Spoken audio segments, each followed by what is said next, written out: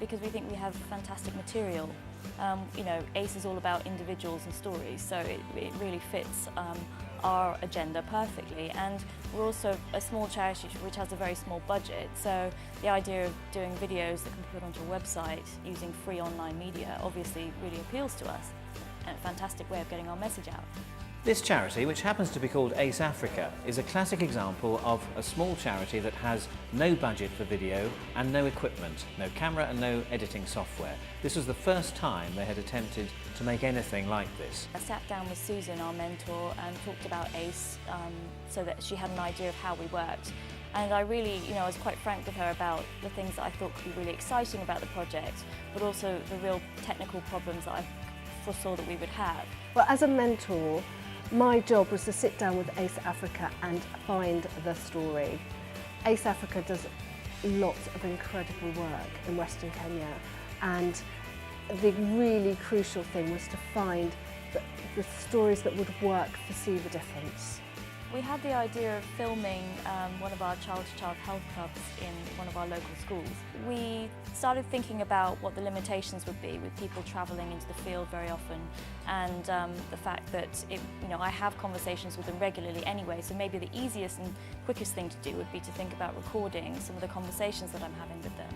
So we set up a system. I have a techie friend who helped me set something up on my computer in about 15 minutes that would allow me to record a Skype conversation. So it's just the rough cut audio recording that we had.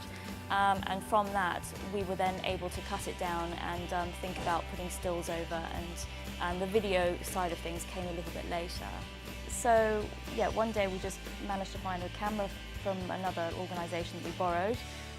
There was a field worker and a social worker went into the local school, and they spent about half an hour talking to the kids about what they needed to do and actually filming it, so it didn't take very long at all.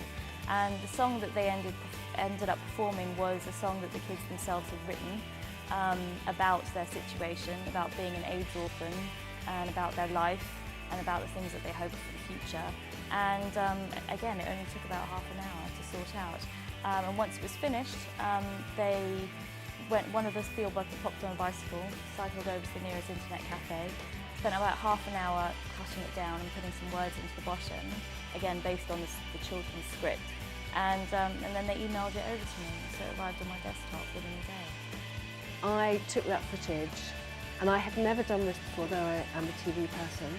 I cut it and cut the film on my laptop at home with no special equipment, and now Juliet's going to be able to do that herself. And it was a huge learning curve for me, but actually really simple, really rewarding to do that. Well, it cost us absolutely nothing because we managed to work it into our work schedule, and we borrowed a camera and we downloaded all the software for free, and I got a techie friend to sort Skype out. So it didn't cost us a penny. Really learnt so much from it, and it's so brilliant and rewarding. Like, I've learnt so much, and I haven't just made a piece of telly, I've made something for a charity which will hopefully help people.